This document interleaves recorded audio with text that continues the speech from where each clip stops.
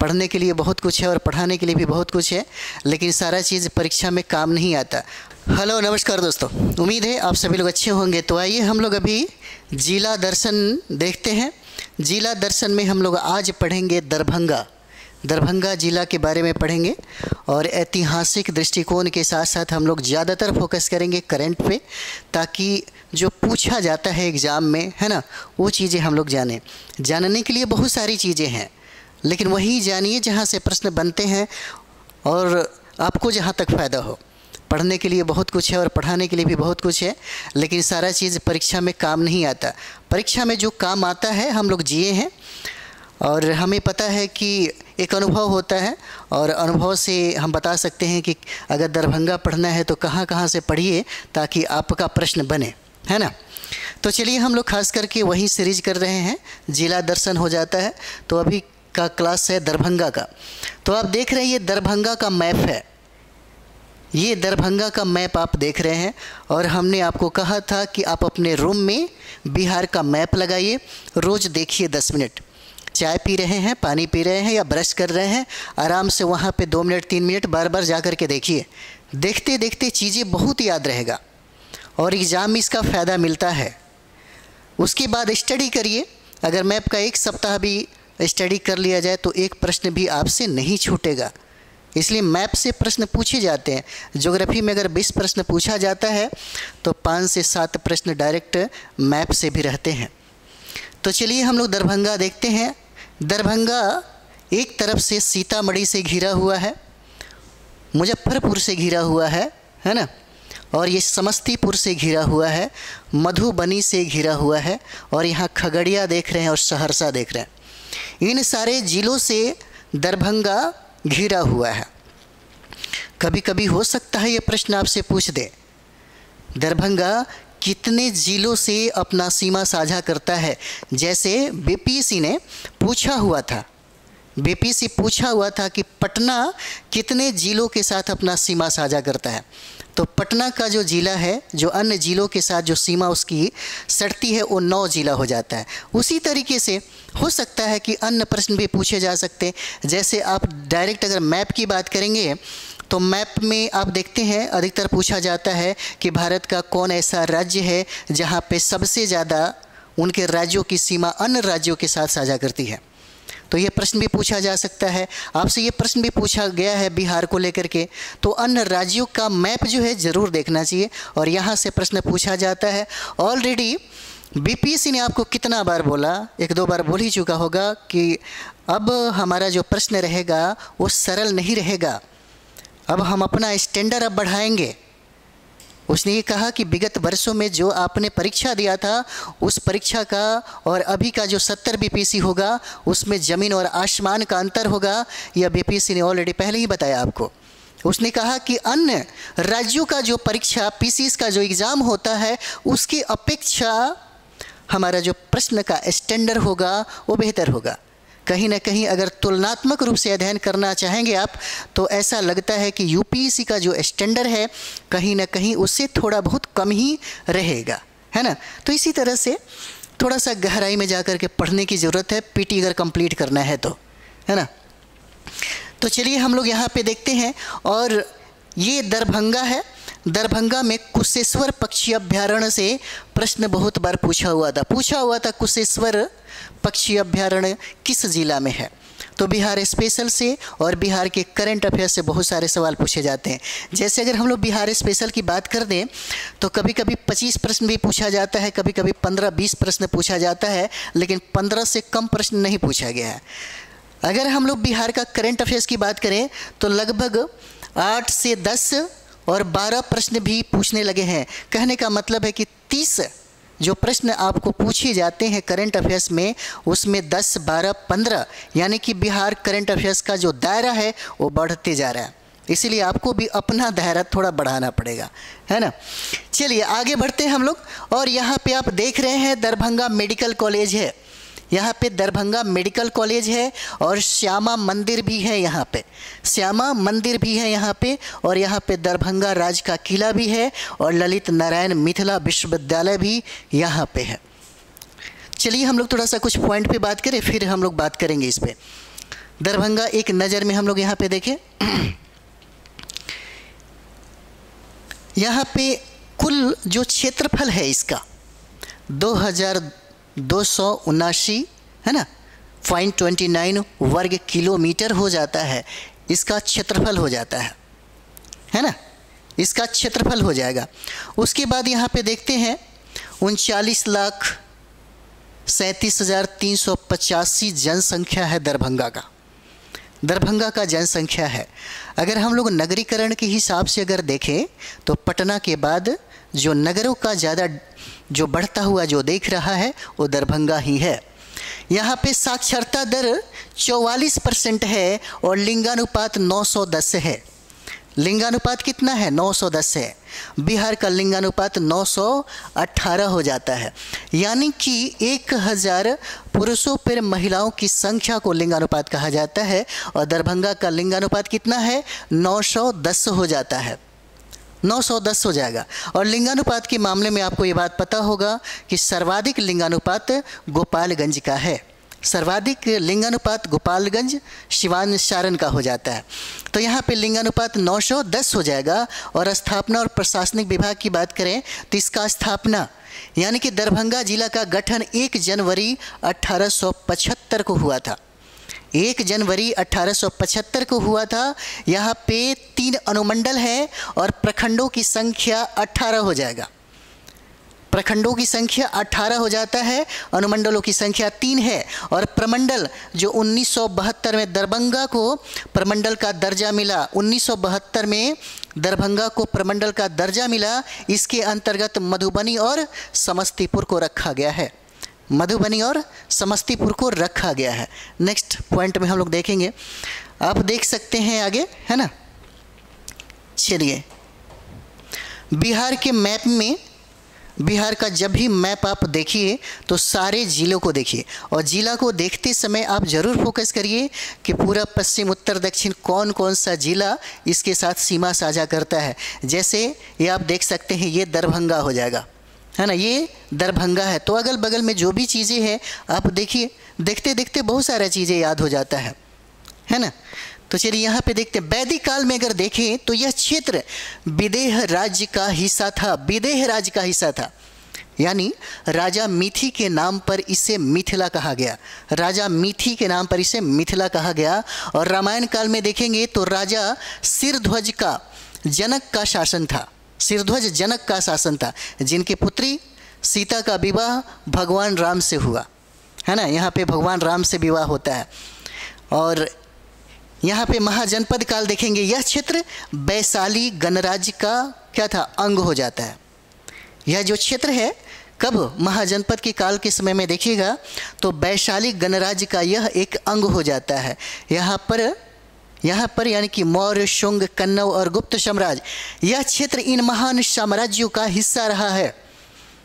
यह जो क्षेत्र है दरभंगा महान जो साम्राज्य हैं, जैसे मौर्य हो गया, शुंग हो गया, कन्नौ, गुप्त हो गया, इसका हिस्सा है। मध्यकाल में देखिए, मध्यकाल में 13वीं सदी में मुस्लिम आक्रमणकारी हाजी शमशुद्दीन इलियास ने इस क्षेत्र पर अधिकार कर लिया।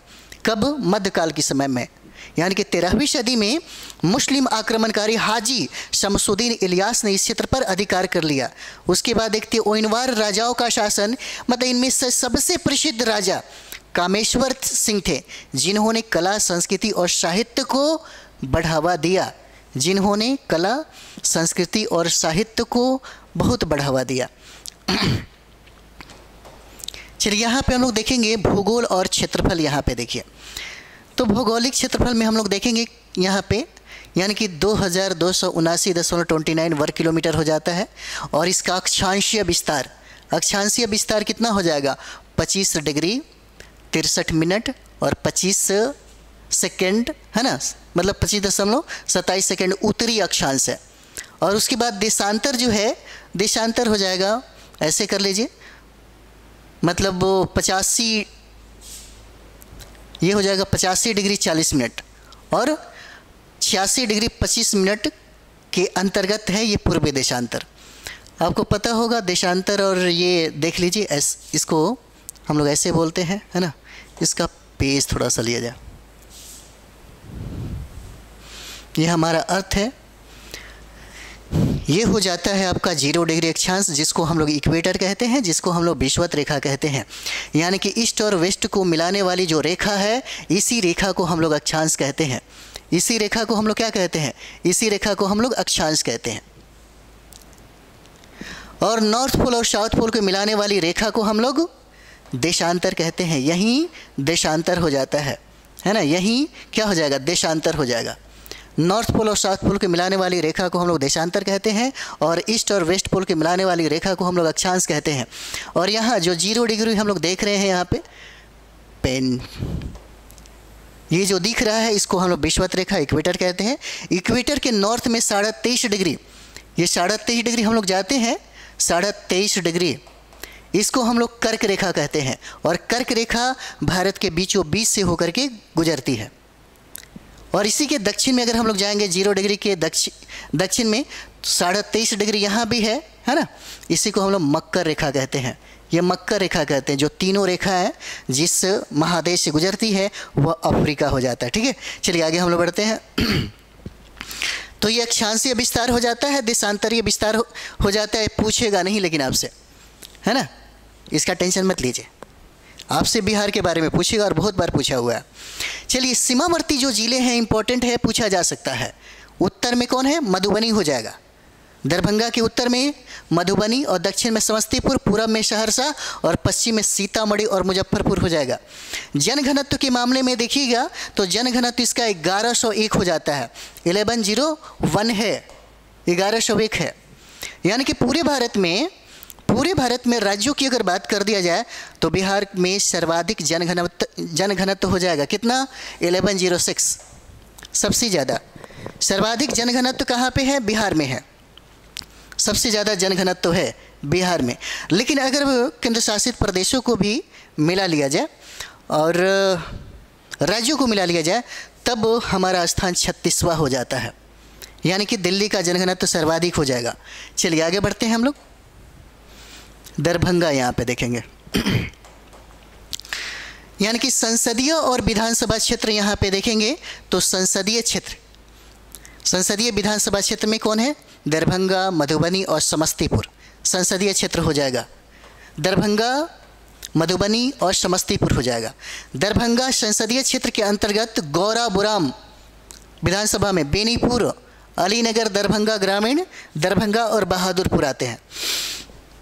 समस्तीपुर संसदीय क्षेत्र के अंतर्गत कुशेश्वर स्थान, हया घाट आता है। और मधुबनी संसदीय क्षेत्र के अंतर्गत केवटी और जाले आता है। यहाँ पे प्रमुख आम, धान, मखाना और मछली का उत्पादन होता है। देखिए, यहाँ से प्रश्न पूछेगा आपसे। जैसे में अगर हम लोग बात करें तो यहाँ पे मखाना कह सकते हैं आप कि बिहार में 85% मखाना का उत्पादन अकेले बिहार करता है। अकेले बिहार 85% मखाना का उत्पादन करता है। प्रश्न पूछा जाता है। प्रश्न ये भी पूछा गया है कि बिहार में कौन ऐसा जिला है जहाँ पे सर्वाधिक मखाना का उत्पादन होता है। तो सर्वाधिक मखाना का उत्पादन कहाँ होता है? यही दरभंगा जो देख रहे हैं, इसी दरभंगा में होता है। दरभंगा में सर्वाधिक मखाना का उत्पादन होता है। जैसे जूट का सर्वाधिक उत्पादन कौन करता है? पूर्णिया करता है। उसी तरीके से मखाना का सर्वाधिक उत्पादन अकेले दरभंगा करता है, सबसे ज़्यादा। लेकिन अगर हम लोग यहाँ पे बात करेंगे, है ना, जैसे 70% मखाना अकेले मिथिलांचल क्षेत्र करता है। अकेले मिथिलांचल क्षेत्र करता है। जैसे मिथिलांचल क्षेत्र में हम लोग देखें तो दरभंगा हो जाएगा, है ना। ये दरभंगा जितना भी अगल बगल में आप देख रहे हैं, यहाँ तक जो देख रहे हैं ना, वो सारा का सारा हो जाएगा। जैसे दरभंगा हो जाएगा, मधुबनी हो जाता है ना, सीतामढ़ी हो जाएगा, सहरसा हो जाएगा, कटिहार हो जाएगा, पूर्णिया हो जाएगा। ये सारे जो क्षेत्र आते हैं मिथिलांचल के क्षेत्र में, अकेले 70% उत्पादन करता है मखाना का, अकेले। और यही वजह है कि मखाना को जीआई टैग प्राप्त हुआ। जीआई टैग प्राप्त हुआ। कब प्राप्त हुआ? तो यह 2021 में इसको जीआई टैग प्राप्त हुआ, मिथिला मखाना को। बाद में इसका नाम ट्रांसफ़र किया गया बिहार का मखाना। है ना। इसको मिला कब जीआई टैग? 2021 में इसको प्राप्त होता है। यहाँ पे एक चीज़ और भी जानिए, आपसे प्रश्न पूछा जा सकता है, जैसे यहाँ पे मखाना हो गया, मखाना के बाद यहाँ मछली दिया हुआ है, तो बिहार में सर्वाधिक मछली का उत्पादन कहाँ होता है? सर्वाधिक मछली का उत्पादन मधुबनी करता है। मधुबनी में सर्वाधिक मछली का उत्पादन होता है, पहला स्थान है, और दूसरा स्थान दरभंगा का हो जाएगा। दूसरा स्थान दरभंगा का हो जाएगा। और यहाँ पे आम का उत्पादन भी सर्वाधिक है, यहाँ पे आम का उत्पादन भी सर्वाधिक हो जाएगा। तो हम लोग अभी मखाना पे बात की। उसके बाद यहाँ पे देखिएगा दरभंगा में ही, जैसे यहाँ पे medical college, Darbhanga medical college एवं अस्पताल की स्थापना यहाँ पे हुई, और अभी बिहार में जो पहला एम्स का स्थापना हुआ पटना में हुआ, और दूसरा जो प्रस्तावित कर दिया गया वह दरभंगा हो जाता है। यानी कि इसी दरभंगा में दूसरा एम्स बनेगा, दूसरा एम्स बनेगा यहाँ पे, और ये दरभंगा का बलिया मौजे का जो क्षेत्र है उसी में इसको स्थापित किया जाएगा। यानी कि दूसरा एम्स जो है, दूसरा एम्स का स्थापना दरभंगा में किया जाएगा, यहाँ पर होगा। उसके बाद हम लोगों ने देखा यहाँ पे कुशेश्वर पक्षी अभ्यारण्य है, और कुशेश्वर पक्षी अभ्यारण्य से प्रश्न पूछे गए हैं जो दरभंगा में है। और कुशेश्वर पक्षी अभ्यारण्य में सर्दियों के समय में आप देखिएगा साइबेरियन पक्षियाँ यहाँ पे आती हैं। उसके बाद अफ़गानिस्तान से, पाकिस्तान से, और ये देख सकते हैं मंगोलिया का जो क्षेत्र है, यहाँ से जो पक्षी हैं यहाँ कुछ दिनों के लिए ये लोग यहाँ पे आते हैं। हालांकि वहाँ के लोकल लोगों का अगर हरकत देखा जाए तो शिकार वकार कर लेते हैं, जिसके वजह से वो मतलब डर गए हैं, कहा जा सकता है इस तरह से, है ना। तो कुशेश्वर पक्षी अभ्यारण्य जहाँ से प्रश्न पूछे जाते हैं, कुशेश्वर पक्षी अभ्यारण्य, ये इम्पोर्टेंट आपके लिए हो जाता है। और यहीं पे कुशेश्वर पक्षी अभ्यारण्य है, यहाँ पे ही कुशेश्वर स्थान मंदिर भी है। कुशेश्वर स्थान मंदिर भी है, यही दरभंगा में मंदिर है। और यह जो मंदिर है यह शिव भगवान का है, शंकर जी का, है ना, शिव जी का यह मंदिर है। यहाँ पे कुशेश्वर स्थान मंदिर कहा जाता है, नहीं दरभंगा में ही है कुशेश्वर स्थान, ये हो जाएगा। दरभंगा में एक फेमस है, नाम जान ही लीजिए, जिनका नाम है चंद्रधारी संग्रहालय। चंद्रधारी संग्रहालय है। चंद्रधारी संग्रहालय अगर पूछे तो बताइएगा कि यह दरभंगा में है, जिसका पुराना नाम मिथिला संग्रहालय था। बाद में चंद्रधारी साहब के नाम पे इसका नाम परिवर्तित कर दिया गया। पहले इसका नाम था मिथिला संग्रहालय, पहले इसका नाम था मिथिला संग्रहालय नाम था। और यहीं पे अहिल्या स्थान की मंदिर भी है, अहिल्या स्थान भी है यहीं पे अहिल्या स्थान भी है, अहिल्या स्थान यहीं पे है दरभंगा में ही। और ये महर्षि जो गौतम है, महर्षि गौतम की ये पत्नी है अहिल्या, यह स्थान है, और ये दरभंगा में ही है, दरभंगा में। और यहीं पे दरभंगा में ही मखदूम बाबा का मज़ार भी है, मखदूम बाबा का, ये भी देख लीजिए।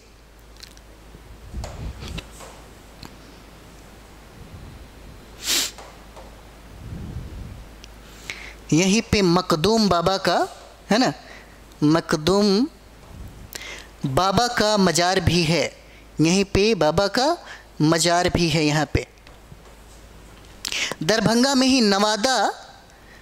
नवादा दुर्गा मंदिर है, यहीं पे नवादा दुर्गा मंदिर है। नवादा दुर्गा मंदिर के नाम पे नवादा, इसका आंसर नहीं कर दीजिएगा, यह दरभंगा में स्थित है, यह दरभंगा में स्थित हो जाता है। और यही दरभंगा में ही मिथिला शोध संस्थान स्थापित किया गया। यहीं पर देखिए, मतलब मिथिला, है ना, मिथिला शोध संस्थान भी है यहाँ पर, शोध संस्थान भी है यहाँ पर, यहीं पे। और सबसे इम्पोर्टेंट आपको बता दें, यहीं पर मखाना राष्ट्रीय अनुसंधान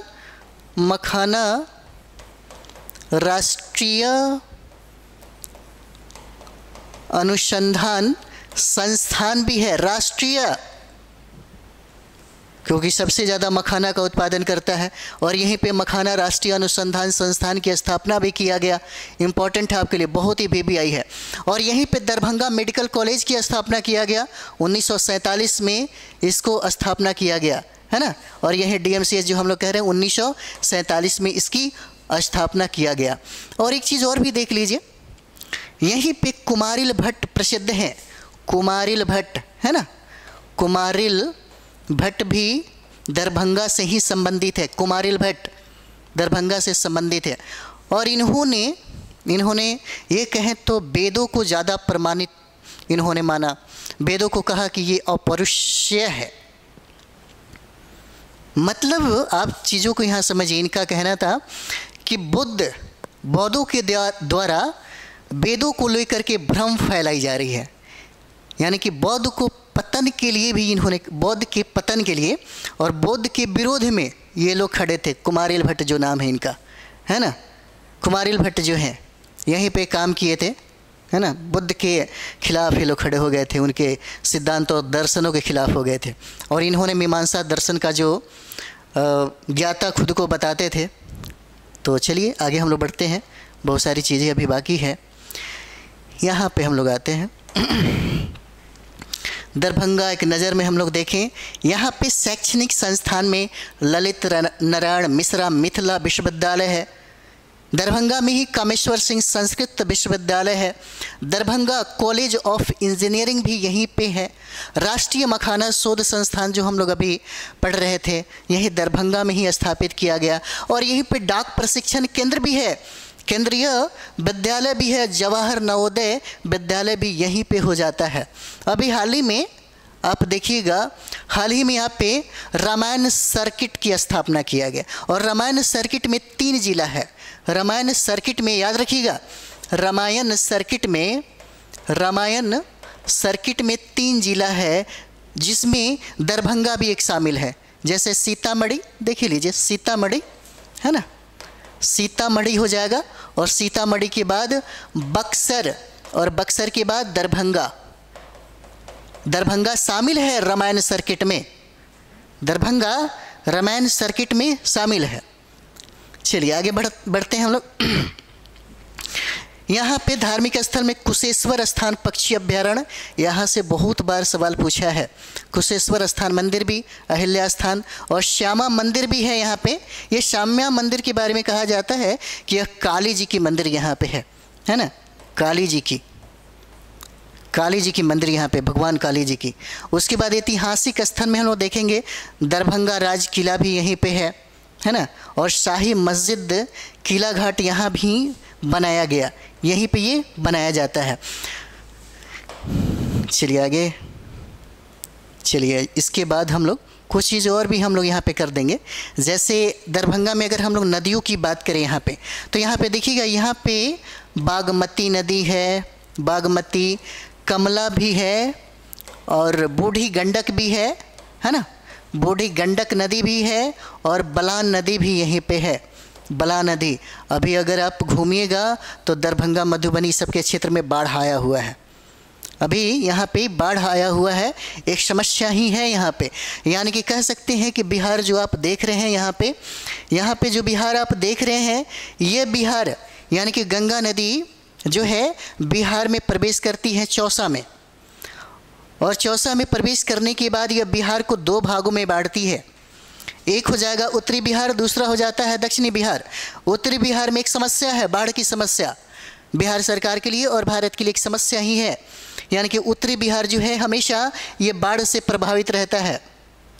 ये उत्तरी बिहार जो आप देख रहे हैं ये हमेशा बाढ़ से प्रभावित ही रहता है, जिसमें दरभंगा मधुबनी सबके क्षेत्र में अभी बाढ़ आया हुआ है।